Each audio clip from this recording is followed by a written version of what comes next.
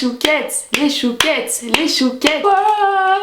Réfléchissons ensemble à un type de contenu que tous les youtubeurs font, sauf moi. Des FAQ? Yes. Je pense que si tu me suis, tu n'es pas sans savoir que je ne fais pas du tout de FAQ sur ma chaîne. D'ailleurs, la dernière date d'il y a 2 ans, donc autant te dire que ça fait assez longtemps quand même. Du coup, je me suis dit qu'il était temps de faire un petit update sur ma vie, sur ma petite personne, sur ce que je fais en ce moment, parce que c'est vrai qu'il y a beaucoup de questions qui me reviennent souvent et auxquelles je voulais répondre parce que du coup, je les reçois tous les jours et je me dis qu'il serait peut-être temps de répondre à des petites interrogations. En même temps, j'ai mangé mes chouquettes et je vais boire mon Fanta. Je me suis dit que ce serait une bonne opportunité pour manger. Est-ce qu'il y a vraiment des opportunités pour manger? C'est grave bon. Mais ça va être grave difficile de manger en répondant à des questions. Moi, je vais vouloir que manger.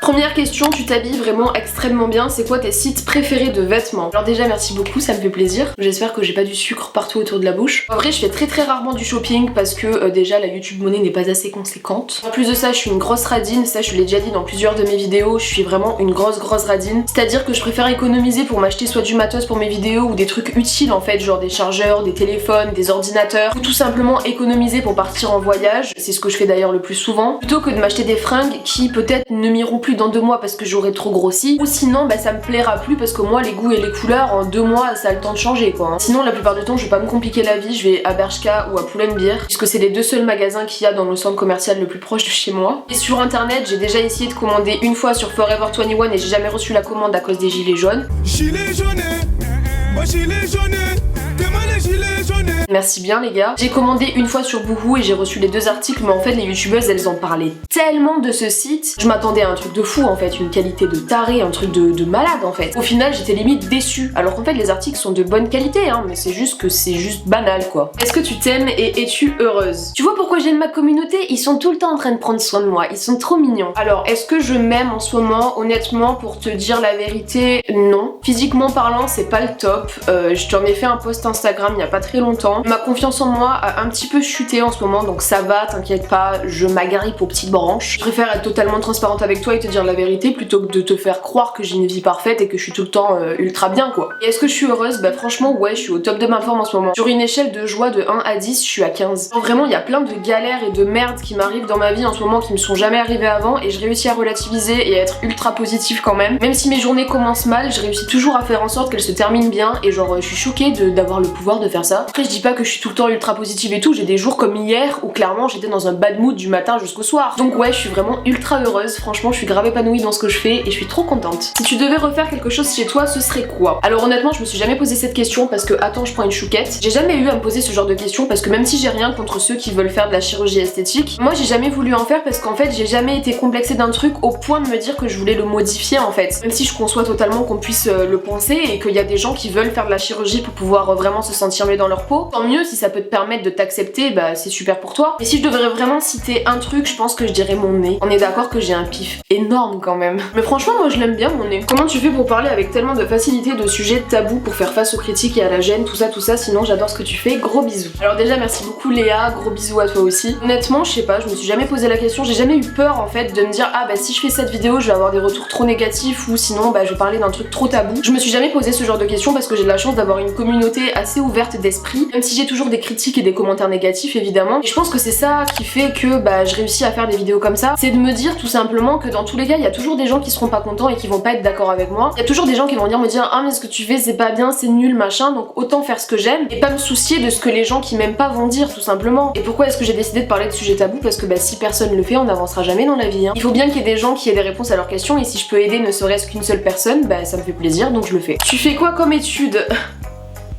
Ah on avait dit pas les questions qui fâchent. Bon bah installe-toi bien, va te chercher un domac, un tacos, des chouquettes, va te chercher absolument tout ce que tu veux. Installe-toi confortablement, attache ta ceinture parce que là je pense que t'es pas prêt hein. Alors l'année dernière j'étais au lycée, du coup en terminale et j'ai fait un bac pro gestion administration. Et en terminale il faut faire ses vœux pour nos études supérieures, donc dans quelle école on veut aller après le lycée en fait. Donc j'ai fait mes vœux et en vœu numéro 1 j'avais mon BTS communication en public parce que c'était le seul truc que je voulais faire cette année. J'ai été en liste d'attente donc déjà j'étais pas refusée, j'étais contente. Donc je passe mon bac, j'ai j'ai eu mon bac, machin, trop cool, je commence l'été. Désolée, je sais que ça se fait pas de manger en parlant. Et puis, arrive la deuxième semaine du mois d'août, donc en gros une semaine avant la rentrée. Je commence à me dire, putain, j'ai pas d'école en fait, parce que j'étais toujours en liste d'attente sur mon BTS communication. Il y avait les questions de ma famille, la pression, etc. qui commençait à s'imposer, c'est-à-dire que tout le monde était en train de me dire, mais Marie, tu vas faire comment, t'as pas d'école, machin. J'avais été acceptée déjà dans pas mal de BTS, j'avais été acceptée en BTS MUC, en BTS MDRC, en BTS commerce international, en BTS tourisme. Le souci c'est que c'était pas ce que je voulais faire en fait de base. Je me suis dit, est-ce que je repars dans une filière qui me plaît pas forcément, mais bon, au moins je suis pas à la rue, ou est-ce que j'attends le fin septembre et j'attends de voir si je suis acceptée en BTS communication. Sauf que si j'attendais fin septembre, du coup j'étais obligée de refuser tous les autres vœux en fait où j'étais acceptée, et dans ce cas-là, si j'étais pas acceptée en BTS com à la fin du mois de septembre, bah du coup j'aurais pas d'école tout simplement pour cette année, donc je me retrouvais à la rue. Du coup j'ai dit à ma famille, bah écoutez, laissez-moi réfléchir, il faut que je prenne ma décision tranquillement dans mon coin. Du coup j'ai pris plusieurs jours pour prendre ma décision. Au final j'en suis venue à me dire que je voulais attendre voir si j'étais acceptée dans mon BTS communication. Alors certes j'ai dû refuser tous mes autres vœux, c'est-à-dire que c'était soit mon BTS com, soit rien. Donc ma famille n'était pas forcément pour ce choix-là. Le souci c'est qu'en fait pour la première fois de ma vie je voulais m'écouter moi, parce que j'étais allée dans une filière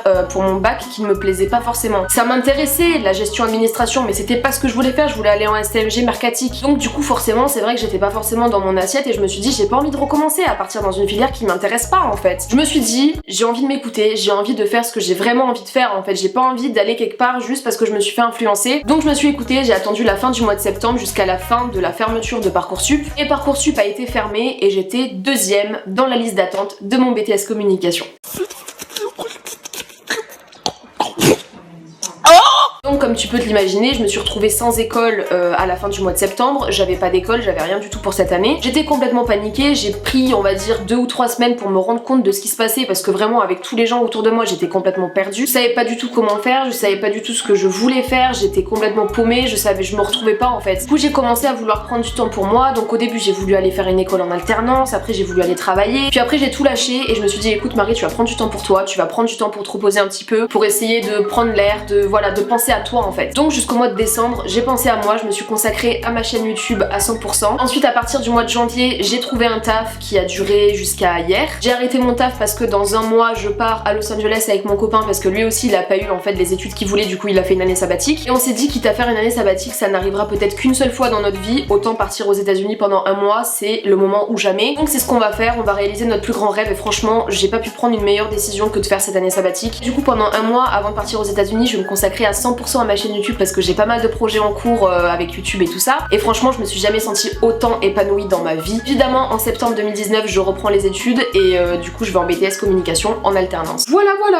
Tu tiens toujours ton rééquilibrage alimentaire. On avait dit stop aux questions qui fâchent les gars. Du coup je vais en revenir à la question tout à l'heure qui me disait est-ce que tu t'aimes, c'est en rapport du coup avec ce fameux rééquilibrage alimentaire. Pour ceux qui ne le savent pas, l'année dernière j'ai démarré un rééquilibrage alimentaire au mois de mars-avril que j'ai vachement bien tenu. Je voulais pas forcément perdre de poids parce que je me sentais hyper bien dans ma peau, c'est juste que je voulais entretenir mon corps et je voulais surtout arrêter de manger vraiment aussi mal que ce que je mangeais avant. J'ai perdu un petit peu de poids grâce à ça alors qu'en fait je ne le voulais absolument pas, et il se trouve en fait qu'à cause de mon stress de ce début d'année septembre, j'avais pas d'école, j'ai arrêté la cigarette, j'ai changé de pilule, tout ça a fait que j'ai repris pas mal de poids, et du coup c'est vrai que je me sens pas très bien dans mon corps. En tout cas je me suis pas sentie bien pendant un certain temps, là je commence à aller un peu mieux. En fait quand je suis stressée je mange, du coup forcément voilà j'ai beaucoup mangé parce que j'étais beaucoup stressée. J'en ai fait d'ailleurs un post sur Instagram pour te dire que voilà, pour te montrer qu'il n'y a pas que du positif dans ma vie, et que moi aussi des fois j'ai des moments où je perds un petit peu confiance en moi. Voilà, je voulais être transparente avec toi et pas te cacher tout simplement la vérité, parce qu'honnêtement les youtubeuses qui te font croire que toute l'année elles sont hyper cool, qu'elles se sentent hyper bien dans leur corps, peut-être que c'est vrai, ok,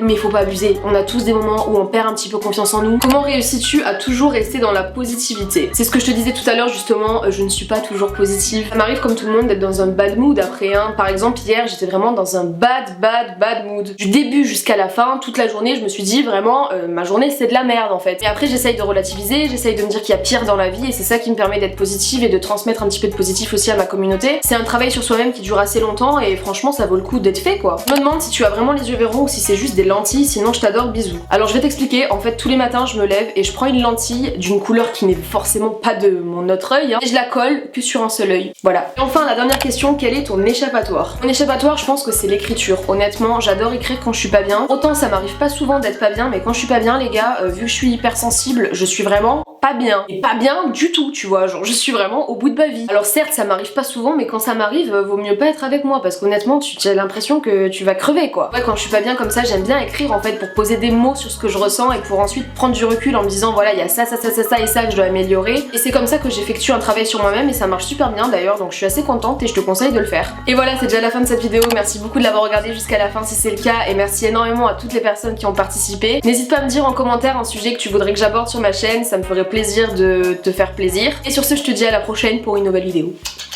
Bisous.